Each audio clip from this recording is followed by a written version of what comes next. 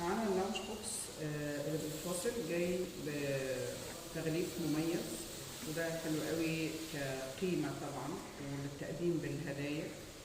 حابة ان انا اشرح لكم كمان اللانش بوكس.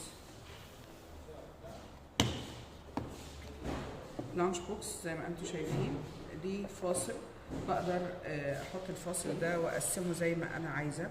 فانا هنا عندي ممكن اعمله بالطريقه دي، فهنا احط ساندوتش وهنا عصير وهنا قطعه كيك او ساندوتش. برضو لو انا عايزه افصله دورين هفتح الجزء ده بالطريقه دي كده، هحطه، هيبقى عندي جزء تحت وجزء فوق افصل فيه الاكل انا عايزه افصله.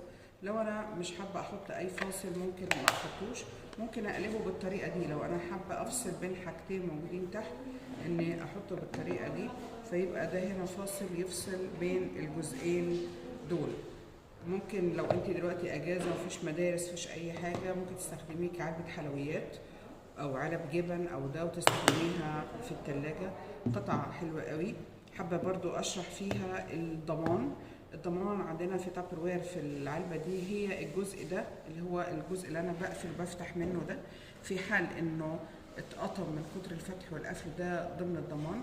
اما المفصلات اللي ورا دي اللي احنا شايفينها، في حال انها اتكسرت ده ما بيخشش ضمن الضمان.